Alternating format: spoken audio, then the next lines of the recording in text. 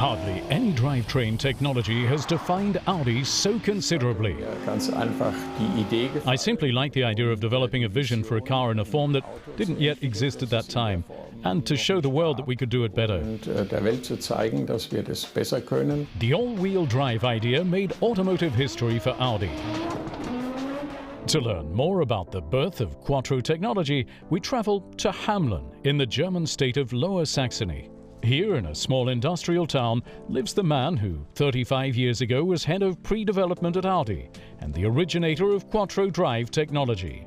In Ingolstadt, the head of chassis development comes to Walter Tresser and raves about the great handling of a VW Iltis, an off-road vehicle. He made the offhand comment that if we had the Iltis with more engine power, we would outshine all the rest. That was his vision, to have an Iltis that would have superior driving characteristics in snow. I was more of the opinion that we should make a sporty passenger car, a coupe, a two-seater or a 2+2, great performance and four-wheel drive.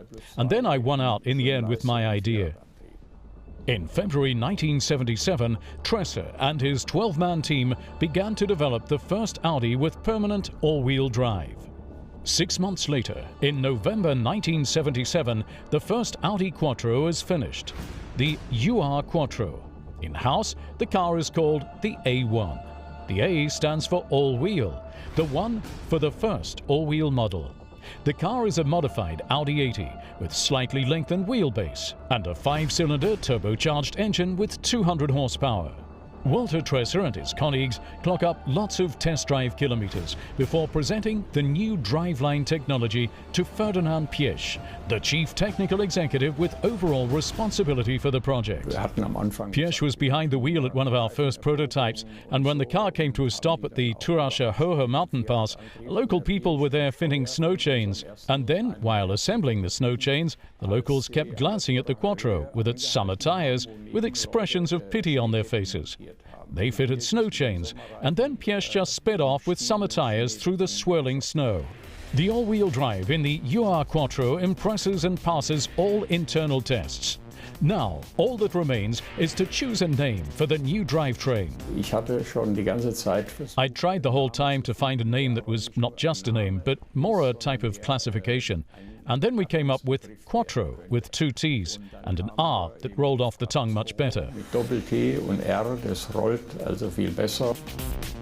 the Audi marketing department in Wolfsburg was pushing for the name Karat. Before that, I had heard about this perfume from 4711, a simple cologne for women. When the name Karat was presented in this meeting, I said, surely you don't want to name this beautiful car after an ordinary woman's cologne. I showed them the bottle. That didn't make me any friends, but in the end it helped make sure that Quattro won out.